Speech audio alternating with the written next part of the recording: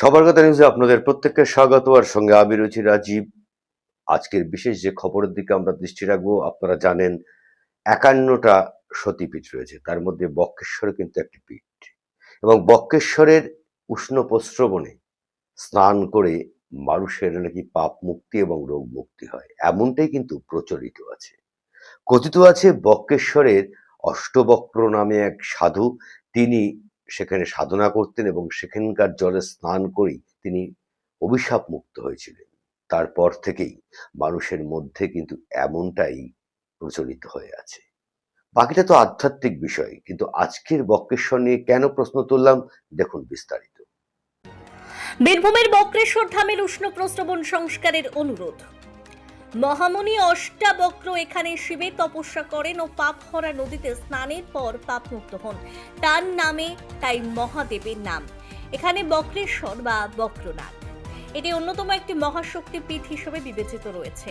বহু দেশ বিদেশ থেকে পুণ্যার্থীরা এসে পুজো দেন এবং উষ্ণ প্রস্রবণের জলে স্নান করেন। বীরভূমের বক্রেশ্বর মন্দিরে যে স্নানের ঘাট রয়েছে সেখানে প্রতিনিয়ত প্রচুর ভক্তদের ভিড় জমে থাকে। আর কাল থেকে যেহেতু শ্রাবণ মাসের প্রথম সোমবার, সেক্ষেত্রে বলাই বাহুল্য ভক্তদের ভিড় উপচে পড়া থাকবে।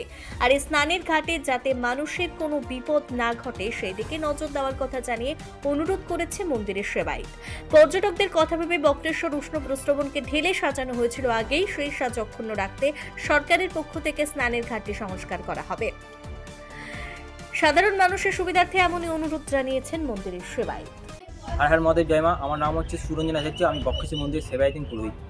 আমার একটা কথা বলার আছে এই নিউজ চ্যানেলকে। তো আমার কথা বলা হচ্ছে যে এই যে স্নানের ঘাট আছে, সেই স্নানের ঘাটে তীর্থযাত্রীরা প্রচুর ভিড় ঘাটটা হয়। এখানে স্নান করার সময় শ্রাবণ মাস, কালকে থেকে শ্রাবণ মাস সোমবার। তো এখানে স্লিপ কেটে বৃষ্টি হলে স্লিপ কেটে পড়ে যাচ্ছে, অনেকে হাত পা ভেঙে যাচ্ছে, মাথাতে আঘাত লাগছে।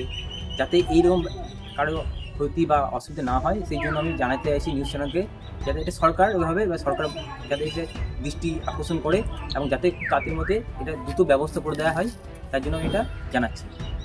আমরা সবাই জিনিসটা দেখুন এবং ভালোভাবে এটা সুব্যবস্থা করবেন। আর হর মহাদেব।